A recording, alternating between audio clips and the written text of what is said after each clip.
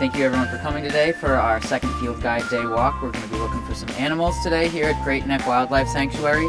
My name is Ben and this is Michaela. We're both AmeriCorps members that serve with the Buzzards Bay Coalition and the Wareham Land Trust, two nonprofit conservation groups in the Wareham and the Buzzards Bay region. So thank you for coming today. Grab a pair of binoculars and a field guide and we're going to get going. The road, we're going to be doing this trail today and we'll be going out and around and coming back. It's an old pasture, that's the name of the trail, Old Pasture Loop. Across the road is another loop that brings you to an osprey overlook, but it's a little overgrown right now, so this trail's a little bit better to do.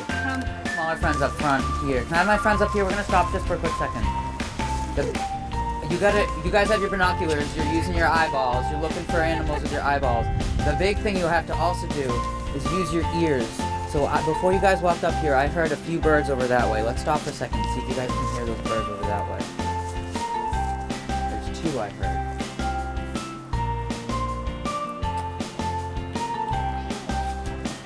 That might be a car or the wind. So while we're walking, you guys have to use your ears too. If I hear it again, I'll point it out to you.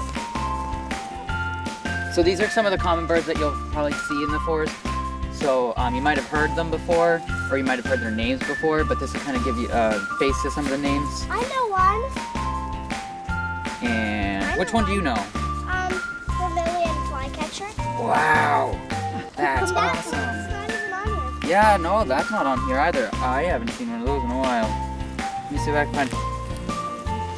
There's a chickadee. You guys, chickadee. Did you guys hear that? He just called, it's just there.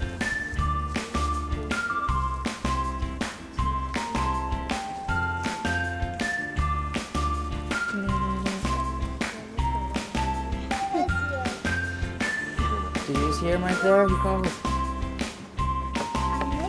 He's this one right here, black-capped chickadee. There's also another one another chickadee you might hear, and he goes, what is it? Cheeseburger. Cheeseburger, and that one's a mountain chickadee. And I heard that one. That was the first time we stopped. I heard that one, but you only called once as well. I know what a cardinal says. What does the cardinal say? Spring, spring, spring. Here.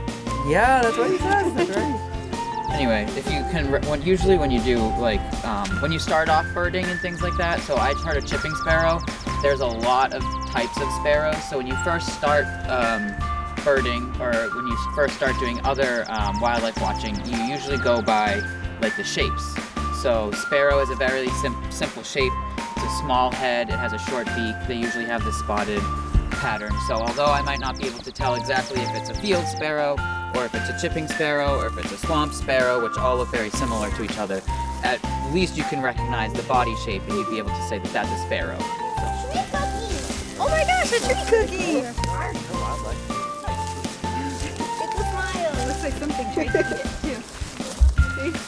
Or you want to hold it up like a smile? Perfect! They're not hiding. You think they came from up there? You have to ask Ben where they came from. What type of time zone they are. They are spicy. And you guys, I think I found a woodpecker feather. Notice how woodpeckers have those stripes on their back? Yeah. Here, get a close look with it.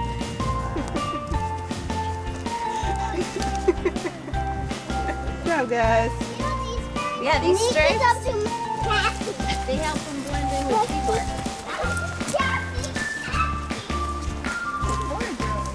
There's a lot of berries right here. Oh my goodness, what are you going to do with them all? Make tea. I think it's the black-capped chickadee.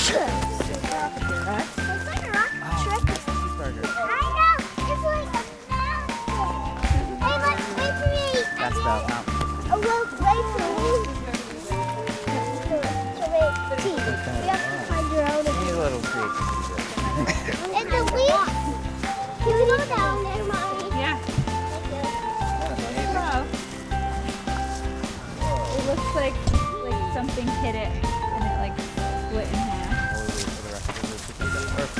Yeah, it looks like a rock broken half. Yeah. Oh, like, it looks like a mountain. The wooden seat.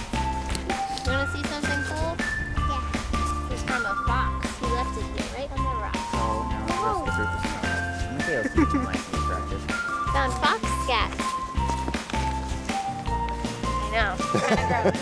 It's kind of gross. Feel it? It feels like a nut. Right. Or an acorn. It looks like a nut we have at home. Yeah. So I was saying earlier that there are property owners. So this is so the property owners own this land, but they gave the rights to put a trail here. So the Audubon Society owns probably like 2 feet off the trail, and they have rights to maintain it. But that is the property owners who own shorefront property. So there's 2 types of stone walls that you'll see, and you might be confused why there's a stone wall in the woods unless you live in New England, and then you probably know pretty obviously what it is. But stone walls that are wider are stone walls that were on the side of meadows and fields, because each year with the permafrost melt, stones rise up in meadows. So if you're a farmer, you're going to be clearing out your fields and piling them up. So over time, they start to get wider and wider. Stone walls that are property boundaries that were not on farm fields, that would divide streets from roads, from houses and things like that, they're much thinner because they're for aesthetic reasons, they're for property boundary reasons. You're not pulling out the stones each year. So wide ones kind of like this. This is a meadow. This was called Old Pasture Trail because it was an old meadow.